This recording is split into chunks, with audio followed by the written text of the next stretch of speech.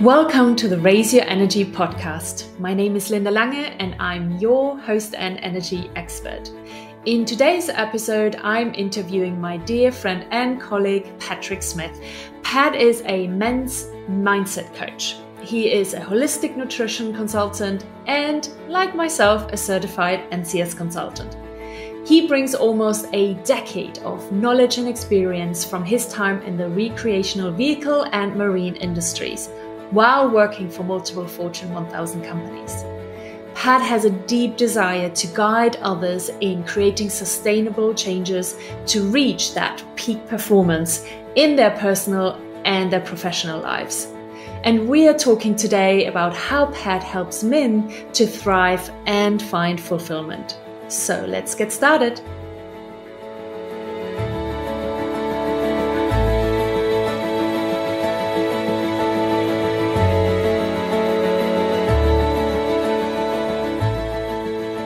Okay, hello everybody. Thank you so much for tuning in to this episode. And I have here my dear friend and colleague, Patrick Smith. So welcome, Pat. How are you doing? I'm doing well. Thanks for having me. Yeah, it's such a pleasure that you're here. So as I mentioned already to everybody, Pat and I met actually now last year when we all went through the certification and the training with Dr. Joe Dispenza. So we're both NCS consultants. But of course, we're doing it in different ways. And I invited Pat today to share a little bit more about what he's doing, who he's working with, because it's really super inspirational. But before we jump into some specific questions, I will hand over to you, Pat, and just share with the people about a bit more about your journey and how you got to where you are today, if that's okay. Absolutely, yeah. Thanks for the introduction. So a little bit of background about me. I'm 30 years old. I live here in the United States, and for the past roughly a decade since I graduated from business school in Indiana University, I've been working in sales for the corporate world, in the recreational vehicle, which is RVs, and then the marine, which is boating industry. And through that time, I was always eager to do something different. I couldn't say that was always my passion. And so about halfway through my corporate career, I wanted to get some more formal education around nutrition. And so I attended a holistic nutrition university called Bowman University that's located in Berkeley, California. And what I realized was I was always into physical fitness. And of course, I was wanting to learn more about the nutrition and understanding how that played a role in my health and wellness. But the education actually got me to open up my eyes to so much more, because it was focused on more of a holistic approach, meaning it was focused on a more well-rounded emotional, physical, and spiritual approach, which I hadn't really gone too far into depth from. But after seeing how important that part of our own health was, I started to kind of get into things like journaling and meditation and stress reduction, because for someone like myself who in my past life, before my corporate job, who dealt with, addiction through drugs and alcohol, I never really was in felt like a good state of mind, or a state of mind that was stable. It was a lot of anxiety producing thoughts and negative thoughts and worrying about the future. And so when I got into understanding the holistic aspect of things is when I really started to get into meditation and understanding the deeper work of that. And so once I completed my holistic nutrition certification, I was able to then coach individuals specifically around nutrition. And what I saw was I was helping individuals and they were making good changes, but the changes seemed like a Band-Aid, and they weren't actually fixing the root cause, which, as I learned further on, much of the stuff that they were trying to overcome were habits that they were programmed to, that were deep in their subconscious world. And so when I went to my first Dr. Joe Dispenza retreat early last year, I learned about NCS, Neuro Change Solutions, and realized that they had a specific formula to help individuals actually, deprogram to reprogram for new habits. And I thought, what a great way or tool that could be for me to utilize for my clients. And so after seeing how that could work, and after going through the entire process, getting my certification and still having my corporate job going on, I actually left my corporate job roughly 2.5 months ago to pursue my coaching business and NCS consulting full time. And that's what got me to where I am to make 2023, our greatest year yet. Oh, yes, it will be. It already happened. Yeah. Thank you so much for sharing. And I think we have a lot of things in common, that we both worked in that corporate world where it's all about achieving, high pressure, and a lot of stress that comes with it. And of course, I do talk as well a lot about burnout, the one that I went through myself. But I think from talking to you as well previously, you have gone as well through quite a change to personally of the person who you were when you were in the corporate world and kind of how you look at life now. Can you share with us a little bit the change, the transformation that you went through personally or inside of you? Yeah, sure. So for myself internally, I mean, when I first took on my most recent job, which was roughly 3 years ago, we were really establishing our brand in the specific area that I covered. And so I was, hit the ground running nonstop, trying to make things work. But I was also always putting out fires, and I was always running around going from one thing to the next with no real breathing room. And 2 to 3 years later, I did get into that same situation of burnout where I felt like, yeah, I achieved all of this great success based on how much money I was making or how much money I was making the company or how successful it was. But in reality, I did that all at the sacrifice of me putting my dreams to the side, which was my coaching business. And so when I was in corporate, I felt like I was always chasing other people's dreams, and I was, but neglecting my own personal happiness. And although I was working remote, I didn't really have true freedom in what I thought was freedom. I was given 2 weeks of vacation, which ultimately is about 4% of the entire year. So I worked the other 96%. And to me, that wasn't really suitable for me to be sustainable in long-term success, which really quickly led me to burnout. And so now that I'm full-time in my coaching business and with the NCS work, something that I'm super passionate about actually fills me up and brings me excitement to each day, opposed to just putting out fires and going from one task to the next, to one meeting to the next, and never really have any breathing room. Because for myself, I noticed that I wasn't giving myself ample enough time to fill up my own cup in the personal world. So I was always running on very low energy. And so now I also get to have the freedom to be able to work from wherever I want. And I get true fulfillment in seeing others progress, because I know when they win, it's not just them improving, but it's also the people around them, their family, their coworkers, their kids. And that ripple effect really is what has drawn me into creating so much happiness around being able to be my own business owner. And I know in the corporate world, everything was dependent a lot on other individuals making sure their job got done right.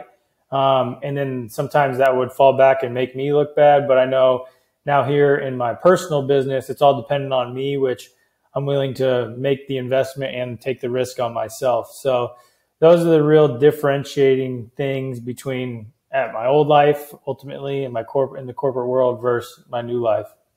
Yeah, perfect. That sounds amazing. And so brave of you as well to have left that world and find your own way, right? And go it all alone. So yeah, congratulations to that very recent change, which is super exciting. I'm glad that the world is getting you fully now. Much appreciated. Yeah. So we both have gone through that stage of being in that corporate world and learning a lot from it and really turning our life around from being in that burnt out place and very stressed out place. But then we decided as well to leave and kind of help others that are in the same position. But of course, we talked about it before. It's not really necessary to leave your job and still turn your life around. Can you maybe share a little bit more of how you help people or what you have seen or what people can do when they do want to stay in their job because they actually like it. Sure. But how can they change from this stressed and burnout place to just live a life more happy and more fulfilled? Yeah. And so, I think ultimately I have most of my clients are still in their 9-to-5 corporate job or whatever they work in. And I think that's great. And I think that they have that stability, but they might be missing some happiness or some fulfillment. And so the things that I like to focus back on is, how do you focus back on filling up your own cup, right? How can we be mentally strong? How can we work on our physical health? How can we create more happiness? And some of those things that I always try to incorporate are things like reminding them to community, having that, having a little bit of support in the background. Of course, taking care of their mental health, whether that's journaling or meditating, or just literally taking a couple minutes outside of work or between work to have some mental health break, even for 5 minutes, just to breathe and recalibrate. Because when we're going from Zoom to Zoom to Zoom to Zoom to Zoom, we don't really give our brain time to de-stress. And so I like to incorporate some of those. And then, of course, physical activity as well. And that can be movement in any fashion. And I always recommend just do something that you enjoy. It doesn't have to be, running a marathon. It doesn't have to be a super hard CrossFit workout. If it's a walk with the dog, great. If it's playing pickleball or tennis, any of those things I think are super helpful into revitalizing the energy needed so that individuals can feel like their cup's being full. So that way, when they walk into work each day, they can use the overflow from their cup and let that run into everybody else's versus trying to run off an empty battery. Yeah, absolutely. So share with us a little bit more with who you're predominantly working with, who you're supporting, who are your clients, and how it got to that as well. So why is that your passion of who you want to help in the world? Yeah, I think for me, of course, there are times, especially like with NCS, where I'm able to work with men and women. But primarily for my one-on-one coaching business, I'm working with men. And the reason being is I feel like I have a deeper connection with men. And I also can relate to where they've been at. And I once heard on podcasts is you're always in a position to help serve your, 5 years ago self. And that was me as a man in the corporate world helping. And so as a guy, sometimes speaking for myself, and I would say most men, we feel the need to be that provider and protector and the breadwinner of the family. And a lot of times, just like I did in the corporate world, was we work super hard to achieve the success, to achieve the money, to make sure we're taking care of the people around us, but all while we carry this huge weight on our shoulder and don't ever share that with anyone. And so in my work, we've placed the focus back on them and understanding how do we alleviate that weight and pressure, because they're able to then create a mindset that reminds them that if they're taking care of themselves first and foremost, the people that they're trying to take care of, colleagues, coworkers, family, kids, parents, friends, they're actually going to get the best version of that person out of them actually taking a little bit of time for themselves. And so I really try to instill how to create true change and try to create these healthy lifestyle habits that are actually sustainable and they're not just that quick fix.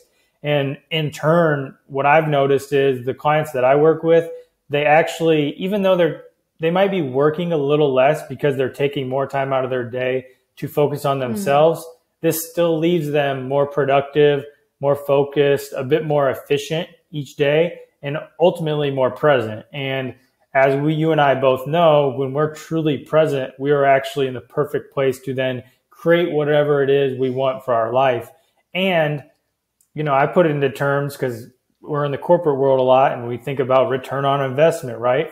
Well, if you're more present and you can be more productive and more efficient, that ultimately means you have a better chance and higher likelihood of making more money, which to many people equates what they think is a better personal or professional life. And so I make sure I share all of that information with the men I work with, because sometimes when I talk about just mindset, it might not trigger what they're looking for. But when we talk about productivity and efficiency, that's what I noticed for the men who I used to work with in the corporate world, colleagues and managers. That's all they really focused on. So I know that that's something that I've been in a position of. So I feel that I'm most relatable and can share and create the most connection with.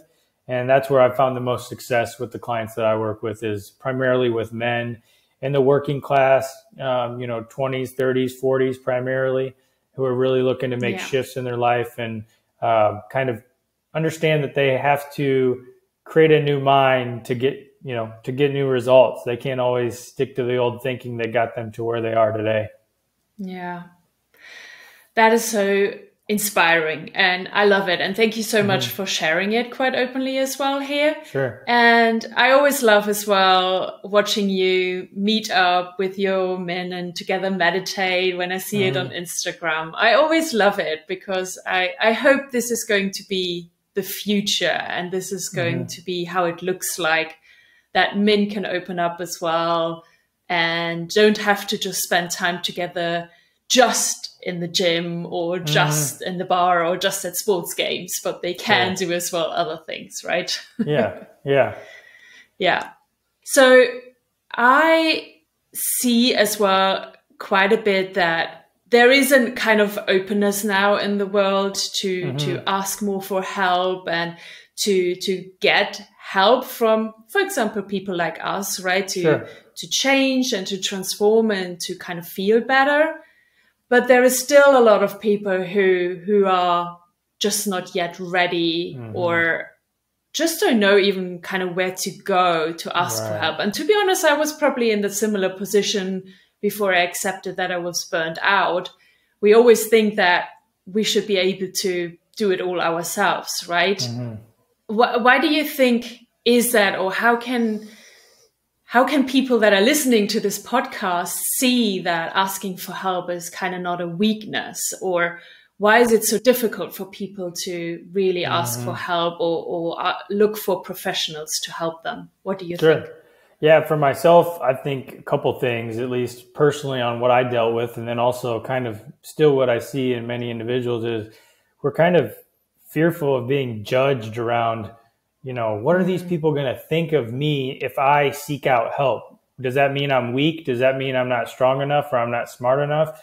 But what I'm noticing more is that that's not the case. Actually, the individuals who are reaching out for a mentor or for a coach or just for someone to talk to are actually going to be, like I talked about earlier, more present, more productive, more efficient because they have reduced a lot of that stress that maybe they've been bottling up. And for men, especially, we're always told that we have to be macho and we have to be strong and we can't necessarily express our emotions. So in turn, we just resist it and we resist it and we resist it until it continues to persist. And then sometimes it rears its head so much that we literally can't stop thinking about it. And that's all that we think about. And so for men, I think that it's, and just anybody in general, sometimes we don't even know where to turn. Just like you mentioned, we're not sure who we can talk to. And so things that you and I both share on social media or on any other platform is really an open invitation for anybody just to talk to. And it's not a thing to feel that we need to feel less than. And, it's this idea for me that how vulnerable can we be? And even though that's the road less traveled, that's not what we're told to do ultimately, especially as we grow up and how we've been programmed. It's not always that easy, but it sure is worth it in my opinion, because I've seen that the times that I'm more vulnerable, that I surrender to my feelings and really get to fully understand them, is allowing me to be a better person, which means I can show up better in the world for all of the people around me. And, I think it just takes that step. And sometimes individuals don't want to take that step. So great to have people like you and I who can really keep those doors open and create open invitation for people to speak up and share their truths. Because look, we're all in the middle of change. We're all getting challenged in some way or another, and we can go much farther together. So having someone in your corner, licensed or professional or just friends or family is is really I think the key, like I talked about with community, to take things to the next level for pretty much anyone, male or female. Yeah, so beautiful. Absolutely. I totally agree. And I hope that shift will keep going. I mean, we go to university, right? We go to school to learn things, and we seek experts in so many other areas.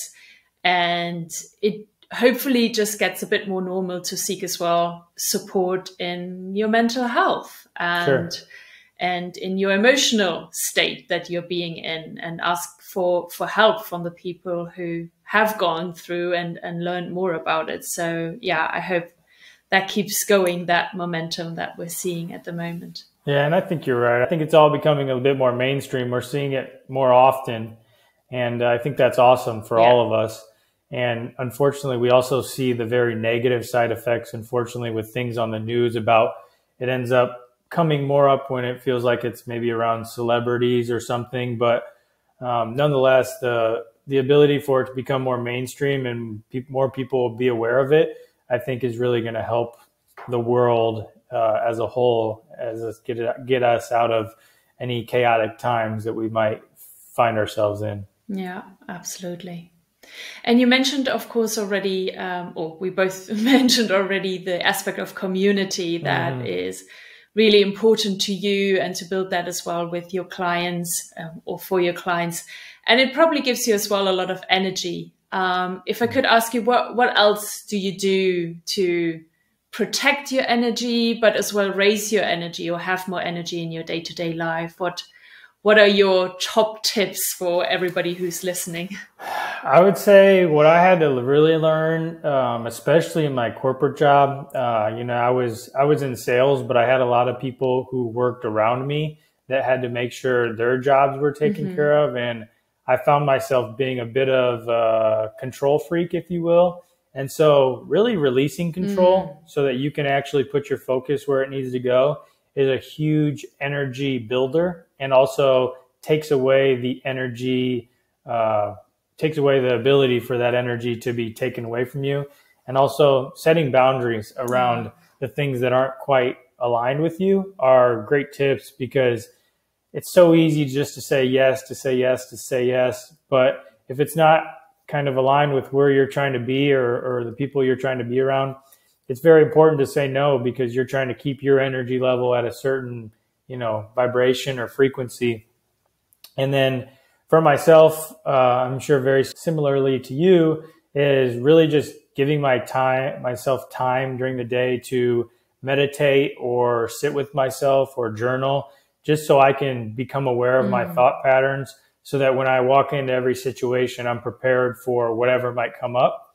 And those really, I think, set me up for a perfect day. Pretty much every day is to sit with myself, understand my thoughts, meditate on who I need to show up to be that day, understand what parameters I need to put around in terms of boundaries. So if I already have set out to a plan, to not try to deviate from that plan too much and say yes to every little thing, just set my boundaries.